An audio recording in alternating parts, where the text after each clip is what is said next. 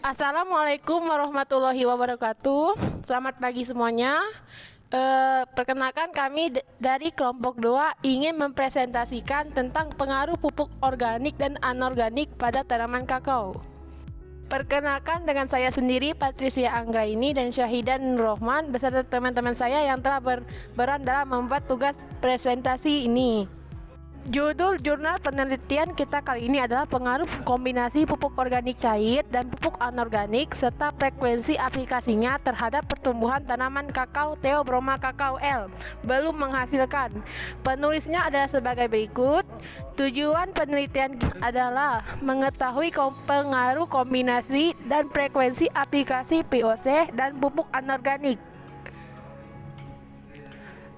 Berikut adalah argumen pendukung.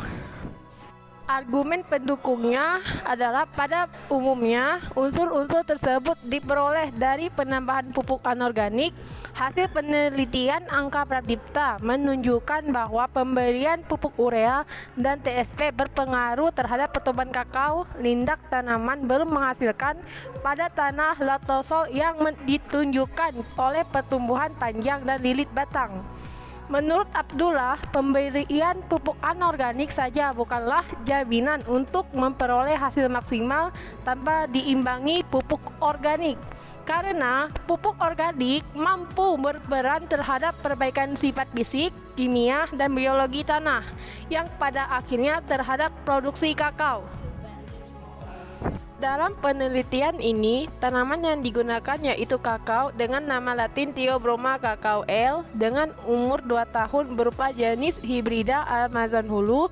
Kemudian untuk jarak tanam yang digunakan untuk kakao yaitu 3 meter x 3 meter, sedangkan untuk naungannya Glirisia jarak tanamnya 3 x 3 meter dan kelapa 9 meter x 9 meter kali 9 meter. Untuk jenis tanamannya bisa teman-teman lihat di sini ada Gliricidia sp, ada Cocos nucifera dan Mogania macrophylla. Penelitian ini dilakukan di Kebun Percobaan Cikabayan, Fakultas Pertanian IPB Dermaga Bogor pada waktu bulan November 2002 sampai dengan Mei 2003, waktu kisarnya sekitar 6 bulan. Jenis tanah yang dipakai di sini adalah tanah latosol, yaitu tipe tanah tua yang berwarna merah hingga kuning dengan kandungan organik rendah sampai sedang dengan strukturnya yang lempung. Jenis pupuk yang digunakan di sini adalah pupuk bioton atau pupuk organik cair yang disingkat dengan POC. Berikutnya adalah pupuk urea dengan kandungan 45%.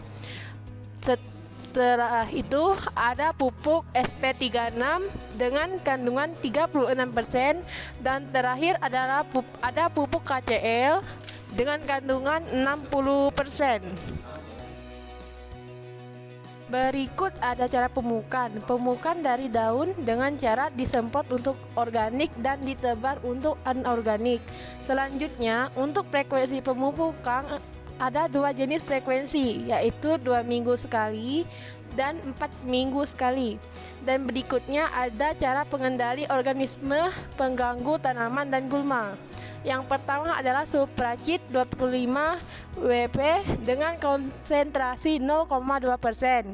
Selanjutnya ada ditane M45 dengan konsentrasi 0,2% dan selanjutnya ada Roundup dengan konsentrasi 0,5%. Berikut ada taraf penggunaan pupuk dalam penelitian, yaitu 0 ml bioton per liter tambah 100% DAPA. Selanjutnya 5 ml bioton per liter tambah 8% DAPA. Selanjutnya 10 ml bioton per liter tambah 60% DAPA. Selanjutnya 15 ml bioton per liter tambah 40% DAPA. Dan selanjutnya 20 ml bioton per liter tambah 20% DAPA. Dan yang terakhir ada dosis pupuk. Pupuk anorganik 150 gram urea, 210 gram SP36 dan 135 gram KCl per pohon per tahun. Dosis pupuk anorganik yang diberikan pada tanaman kakao disesuaikan dengan perlakuannya. Selanjutnya pupuk organik rata-rata 0,5 liter per tanaman per aplikasi dengan konsentrasi sesuai dengan perlakuan. Untuk penjelasan berikutnya akan dijelaskan teman saya, Syahidan Nur Rohman. Oke, baik. Sebelumnya terima kasih kepada rekan saya Patricia Anggraini yang telah mempresentasikan beberapa slide sebelumnya. Dan saya di sini izin untuk melanjutkannya. Oke, kita masuk ke slide 11. Di sini ada pengamatan. Oke, di sini untuk pengamatan untuk hari atau mungkin minggu, di sini ada 4 sampai 20 minggu setelah perlakuan pertama MSPP. Hal yang diamati di sini tinggi tanaman, diameter batang, panjang cabang primer, luas lingkar tajuk, dan luas daun terbesar. Oke, next di sini kita bisa lihat ada hasil. Oke, saya izin bacakan. Di sini ada iklim. Untuk iklim suhu 25,977 derajat Celcius, curah hujan rata-rata bulanan selama percobaan 407,1 mm dengan jumlah hari hujan rata-rata 24,3 hari per bulan. Intensitas cahaya matahari tertinggi 289,61 CAL per cm kuadrat per hari terjadi pada bulan Januari dan terendah 217,82 CAL per cm kuadrat per hari terjadi pada bulan Februari. Kelembaban nisbi rata-rata sebesar 86,3%, ketinggian 220 mdpl sehingga optimum untuk pertumbuhan kakao. Untuk kondisi perawatannya semua terkendali. Untuk hasil POC-nya dan PA berpengaruh pada diameter batang dan panjang cabang primer terhadap panjang cabang primer. Kekerapan aplikasi bioton tidak berpengaruh terhadap semua peubah yang diamati, sedangkan interaksi antara kedua perlakuan tersebut hanya berpengaruh nyata terhadap luas daun terbesar pada umur 16 minggu. Oke, next. Di sini kalian bisa lihat untuk tabel pertama. Di sini ada rata-rata pertumbuhan tanaman kakao pada berbagai kombinasi POC bioton dan pupuk anorganik pada umur 20 MSPP. Oke, kalian bisa lihat dan mungkin bisa dicatat atau mungkin dibaca aja, nggak apa-apa. Oke, di tabel A kalian bisa lihat kombinasi pupuk. Di sini untuk beberapa tabelnya ada kombinasi pupuk, tinggi tanaman, diameter batang, panjang cabang primer, luas daun terbesar, lingkar, luas tajuk. Oke, di tabel A di sini kita bisa lihat 100% DAPA dengan kombinasi pupuknya, tinggi tanamannya 65,42 dengan diameter batang 22,63 A, panjang cabang primer 75,91 A, luas daun terbesar 239,3, lingkar luas tajuknya sekitar 1963. Oke, sisanya bisa kalian baca ataupun catat. Oke, next. Nah, di sini ini lanjutan dari tabel 1. Mungkin ini lebih simpelnya ya daripada kalian bikin tabel. Kalian bisa baca sendiri. Di sini ada tinggi, ada diameter, ada panjang cabang primer, ada luas daunnya, ada luas lingkar tajuk sama dengan yang tadi ya. Oke, ini ada penilaian pribadinya, ada A, ada B, ada C, ada D, ada E. Oke, next.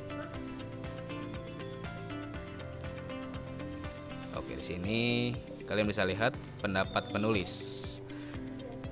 Pemberian bioton 15 mili per liter plus 40% DAPA menghasilkan pertumbuhan tanaman yang mendekati sama baiknya dengan pemberian 100% DAPA. Oke, masuk ke tabel 2. Oke, rata-rata pertumbuhan tanaman kakao pada 2 kekerapan aplikasi POC bioton pada umur 20 mspp. Oke, sini kalian bisa lihat ya.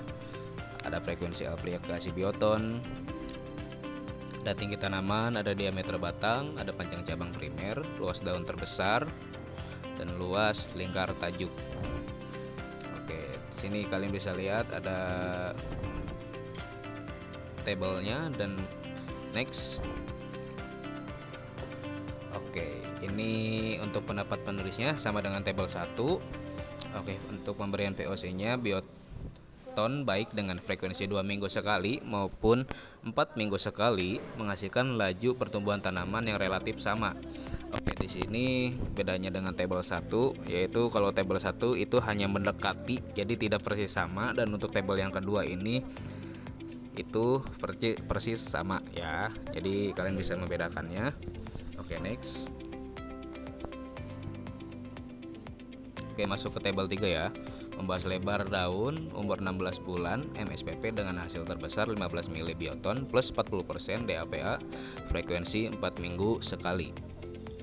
Oke, kalian bisa lihat di sini ada kombinasi pupuk. Oke, di sebelahnya ada frekuensi aplikasi per minggu satuan cm kuadrat. Kalian bisa baca di sini di bawah kombinasi pupuk ada 100% DAPA, ada 5 mili bioton plus 80% DAPA, ada 10 mili bioton plus 60% DAPA, ada 15 mili bioton plus 40% DAPA, ada 20 mili bioton dan 20% DAPA. Oke, next. Masuk ke slide 20 yaitu pembahasannya. Di poin pertama, penulis menyatakan bahwa pertumbuhan kakao yang 15 mili bioton plus 40% DAPA dengan 100% DAPA itu sama baik pertumbuhannya, dan pemberian kombinasi pupuk pada pertumbuhan kakao lain itu lebih rendah dibandingkan di atas. Jadi ini mendukung pernyataan bahwa penggunaan pupuk organik ataupun pupuk hayati bukanlah dimaksudkan untuk menggantikan penggunaan pupuk anorganik seluruhnya, melainkan untuk meningkatkan efisiensi serapan hara dari pupuk anorganik. Oke, masuk ke poin 2. Kalian mungkin bisa catat juga. Isinya tidak terdapatnya pengaruh pemberian kombinasi POC, bioton, dan pupuk anorganik terhadap tinggi tanaman disebabkan oleh tanaman yang digunakan sebagai material penelitian telah membentuk jorquet, sehingga relatif tidak ada lagi penambahan tinggi tanaman. Pada umur tanaman kakao yang sudah memasuki TBM tahun kedua, tanaman telah membentuk cabang primer. Oke, kalian bisa pahami ya, ataupun bisa ditulis. Oke, masuk ke poin 3. Tidak terdapatnya pengaruh kombinasi pupuk terhadap luas daun terbesar dan luas lingkar tajuk, mungkin disebabkan oleh penyerapan air tanaman cukup tinggi karena curah hujan selama penelitian berlangsung cukup tinggi dengan rata-rata per bulan 407,14 mm. Selain itu, tidak adanya bulan kering selama percobaan mengakibatkan unsur hara di dalam tanah dapat diserap dengan baik sehingga translokasi unsur hara ke daun dan proses pertumbuhan dan perkembangan tanaman termasuk luas daun menjadi baik. Oke, masuk ke poin 4. Kenapa 15 mili plus 40% DAP itu baik? Karena di kandungannya dapat merangsang pembentukan dan aktivitas auksin dalam tanaman sehingga auksin dapat bekerja dalam mendorong pertumbuhan tanaman. Menurut sumber, Hedy di tahun 1986 menyatakan bahwa auksin dalam tanaman berperan dalam perpanjangan sel dengan cara mempengaruhi metabolisme dinding sel sehingga terjadi pelunakan dinding sel yang mengakibatkan kemampuan dinding sel mengembang dan meningkat. Oke, next. Di pembahasan selanjutnya ada di poin 5. Kenapa 20 mili plus 20% itu kurang baik? Karena konsentrasi auksin pada tanaman meningkat. Karena selain hara makro maupun hara mikro, POC bioton mengandung zat-zat pengatur tumbuh. Oke, menurut Hedy 1986, Konsentrasi auksin yang tinggi akan menghambat pertumbuhan apikal pada tanaman. Oke, menurut Lingga 1999 menambahkan bahwa pucuk-pucuk muda atau flush pada tanaman sangat peka terhadap pemakaian konsentrasi pupuk daun yang tinggi. Oke, next di poin 6, penyemprotan 4 minggu sekali sudah cukup efektif. Lama keefektifan suatu pupuk baik melalui tanah maupun melalui tajuk atau daun sangat mempengaruhi pertumbuhan tanaman. Selain itu, dilihat dari aspek ekonomi, lama keefektifan suatu pupuk sangat berpengaruh terhadap biaya tambah yang perlu dikeluarkan oleh pengusaha perkebunan. Oke, di sini udah masuk kesimpulan ya. Sini kesimpulannya. Untuk kesimpulannya sendiri, pemberian kombinasi pupuk organik cair atau POC, bioton dan pupuk anorganik hanya berpengaruh terhadap diameter batang dan panjang cabang primer. Frekuensi aplikasi POC, bioton tidak berpengaruh terhadap semua peubah. Interaksi antara konsentrasi pupuk yang digunakan dengan rotasi aplikasi POC bioton berpengaruh pada perkembangan luas daun terbesar pada umur 16 mSpp. Pada umur 20 mSpp, pemberian 15 ml per liter plus 40% DAPA menghasilkan diameter batang yang tidak berbeda dengan tanaman yang diberi pupuk anorganik 100% DAPA. Sedangkan panjang cabang primer selalu lebih rendah dibandingkan dengan tanaman yang diberi 100% dosis. Anjuran pupuk anorganik. Frekuensi pemberian POC 4 minggu sekali cukup efektif dalam mendukung pertumbuhan kakao. Oke, next. Oke, kita sudah di ujung slide, yaitu penutupan. Oke, sedikit ada kata-kata dari kelompok kami. Hidup sendiri tanpa kekasih. Cukup sekian dan terima kasih. Wassalamualaikum warahmatullahi wabarakatuh.